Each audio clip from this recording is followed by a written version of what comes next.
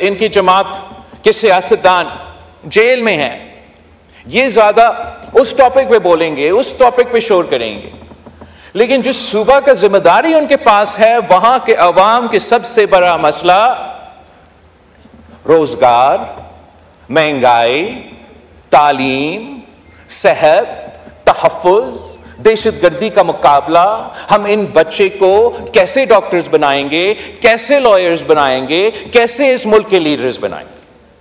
और अगर chief minister साहब की जिम्मेदारी यह है कि जलसा में खड़ा होके मीडिया को गाली दे, ऑपोजिशन को गाली दे, हुकूमत को इस्तेमाल करके जजेस के खिलाफ एंटी टेररिज्म कोर्ट में इंतकामी कार्रवाई करे, तो फिर वो अपने सूबे के अवाम के मसाइल हल नहीं कर रहे जनाब स्पीकर, वो अपने सियासत चमका रहे हैं। अगर हुकूमत का काम सिर्फ ये है कि आज हमें किसको बंद करना है, खान ने हमसे ये किया था, माहौल खराब किया था, तो इसके जवाब में न पत्थर का जवाब पत्थर से, ईंट का जवाब ईंट से देंगे। तो एक दिन के लिए आप लोग खुश होंगे, लेकिन कल मैं और आप उसी जेल में होंगे। और हम जब खान साहब वजीर आजम था, मेरा कोई जाती मुखालफत नहीं था, इतना ही था कि जो सिस्टम, जो आइन, जिस जमहूरियत के लिए मेरे जमात ने, मेरे खानदान ने कुर्बानियां दी हैं, उन्होंने इसलिए दिया था ताकि ये हाउस चले, ये जमहूरियत चले, ये पार्लियामान चले, और जो भी उस कुर्सी पे बैठे या किसी सूबा का कुर्सी पे बैठे, वो अपने अवाम के मसाइल का हल निकाल सके। ये वजह था कि शहीद मोहतरमा बेनज़ीर भुट्टो और मियां मोहम्मद नवाज शरीफ साहब ने चार्टर ऑफ डेमोक्रेसी पे अग्री किया, 18वीं तरमीम पास किया, NFC अवार्ड में डेवोल्यूशन करवाया। पहले इलेक्शन कमीशन जो अपॉइंट होता था वो हुकूमत की मर्जी।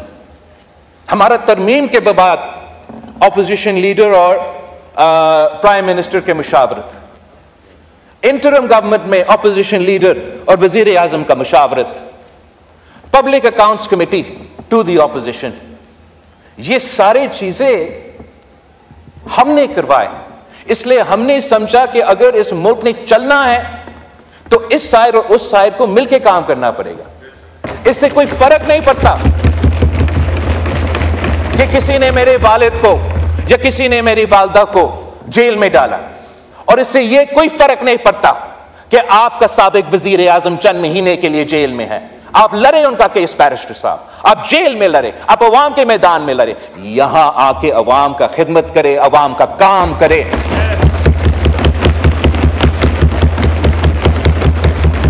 हजार इख्तलाफात आपका हो सकता है इसका हुकूमत का, ये सब जानते हैं। मैं इनके साथ मीटिंग्स में बैठता हूं, हमारा इख्तलाफ राय होता है, सियासत में होता है।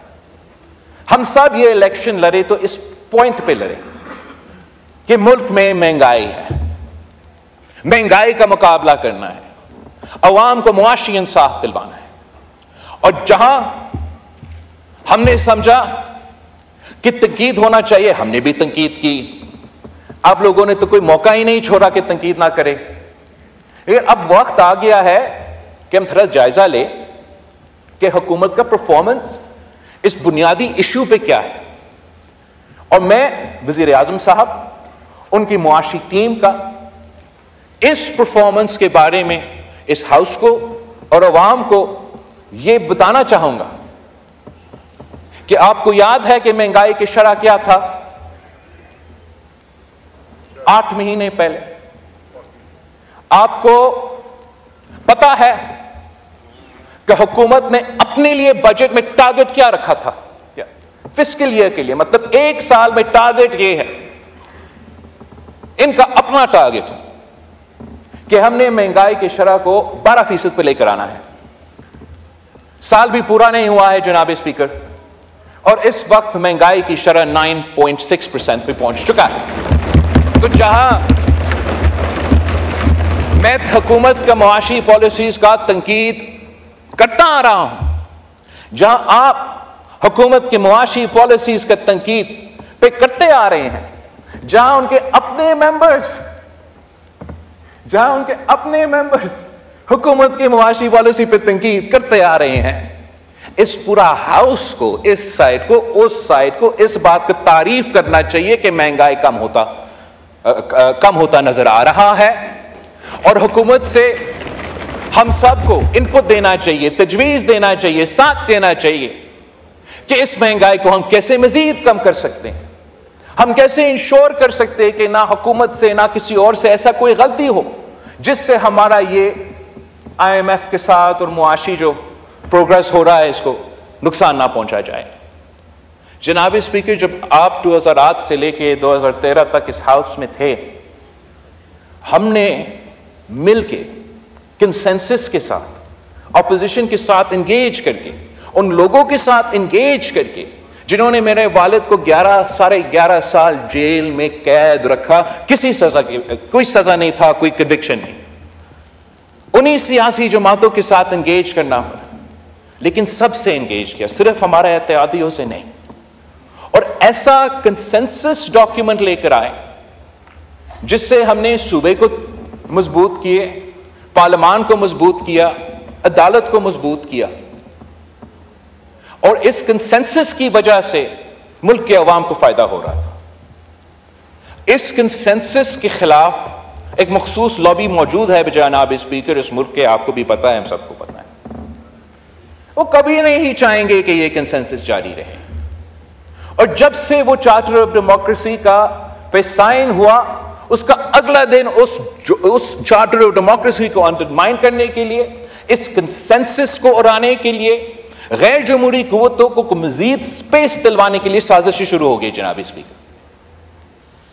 एक साजिश इस सूरत में, इफ्तिखार चौधरी की सूरत में, दूसरी किसी एक सियासी जमात को खास तौर पे इंटेलिजेंस इदारों के अफसरान ने सपोर्ट करके, बिल्ड करके हमारा सियासी निजाम को इस पॉइंट पे पहुंचाया है जनाब स्पीकर, कि जब पहले हमारे सियासी इख्तलाफात होते थे, मगर हम आपस में कौमी मफाद के इश्यूज में, अवाम के मफाद के इश्यूज में, आइन, जमहूरियत, पार्लियामान की बालादस्ती, इंसाफ दिलवाने के इश्यूज पे हम आपस में बात करते थे। अब तो हम हाथ मिलाने के लिए तैयार नहीं होता। अब ऐसे अगर चलना है, चलते रहेंगे। मगर अफसोस इन बच्चों के, जिनके मुस्तकबिल हमारे हाथ में है और हम इनकी किस्मत के साथ खेल रहे हैं। जनाब स्पीकर, मैं हुकूमत वक्त से भी नहीं जनाब स्पीकर, मैं आपसे रिक्वेस्ट करता हूं कि इस हाउस को पहले फंक्शनल करे, फिर हम इस मुल्क को फंक्शनल कर सकें।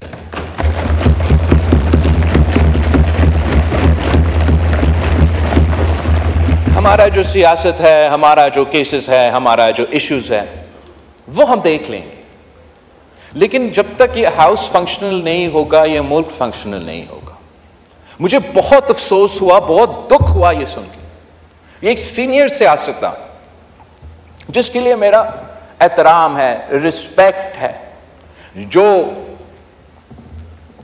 बहुत अरसे से पाकिस्तान की सियासत, बलोचिस्तान की सियासत में खास तौर पे अपना किरदार है, उसने ये फैसला किया कि मैं यह हाउस से इस्तीफा दे रहा हूं। मुझे बहुत अफसोस हुआ ये सुन के कि आज बैरिस्टर साहब ने, ऑनरेबल मेंबर जो चेयरमैन है अपना पार्टी का, आपने कहा कि ये सारे मुश्किलात हुए हैं और हमारे 9 मेंबर्स के बजाय के अलावा हम सब पार्लियामान के छोड़ेंगे, हम कमेटी से छोड़ेंगे। All it takes for evil to succeed is for good men to do nothing. Mangle साहब के लिए बहुत एहतराम था, मगर उसका फैसला से मैं बहुत ही मायूस हुआ। इसलिए मैंगल साहब का इस हाउस में होना ना सिर्फ अपने इलाके के अवाम का फैसला था, इस हाउस की परफॉर्मेंस के लिए, ताकि हम उन सिबों का मसाइल का हल करें, कि यहां होना जरूरी है। और आपकी जमात के बारे में, आपके साबिक वज़ीर आज़म के किरदार, हुकूमत में पॉलिसीज़ के बारे में मैं तनकीद करता रहूँगा। हम आपस पे इस पर तो पता नहीं बहुत लंबे अरसे हम इस पर इख्तलाफ करते रहेंगे, और आप असम्बली ना छोड़ें, आप अपना कमिटीज़ ना छोड़ें, अब आए, बात करें, कंट्रीब्यूट करें, तनकीद करें, लेकिन जिम्मेदारी अपनाएं। जो लोग नहीं चाहते हैं कि आप इस असेंबली पे हो, वो तो खुश होंगे कि आप निकले। याद होगा आपको, मैं याद दिलवाता हूं, मैं कहता रहा पीडीएम का हुकूमत जब आया, मैं कहता रहा ना छोड़े, ना छोड़े नेशनल असेंबली, ना छोड़े प्रोविंशियल असेंबलीज। जिद था, जोश था, जज्बा था, किया जो करना था। अब वो खुद भुगत रहे हैं, वो तो उनकी अपनी इश्यू है, मगर मुल्क भी भुगत रहा है जनाब स्पीकर। आप ऐसा कमेटी बनाएं जो हाई पावर कमेटी हो, जो हमें तजवीज़ दें, जो आपको तजवीज़ दें, जो नेशनल असेंबली को तजवीज़ दें कि इस हाउस को हम कैसे फाल कर सकते हैं। हम इस हाउस में जो लोग मौजूद हैं, हम मिलके जो भी फैसला करना चाहते हैं हम कर सकते हैं। कानून बनाना हमारा काम है, रूल्स बनाना हमारा काम है, माहौल बनाना भी हमारा काम है। मेरा रिक्वेस्ट है कि ऐसा कमेटी बनाएं जिसमें तमाम जमातों का नुमाइंदगी हो, और वो जमात भी जो हुकूमत वक्त शायद पसंद नहीं करते, अब उनका इनपुट सुने, उनका भी एक मौक़िफ़ होगा, तजवीज़ होगा जिस पे हम सब समझते हैं कि ये बेहतर तजवीज़ है, हम मानने के लिए तैयार होंगे। उम्मीद में ये भी रखूंगा कि अगर हमारा कोई अच्छा तजवीज़ है, ये लोग भी मानेंगे। मगर इस चैप्टर को हमें एंड करना पड़ेगा जनाब स्पीकर। जल से हम करेंगे, जल से वो करेंगे, बाहर का तमाशा बाहर का तमाशा रहेगा।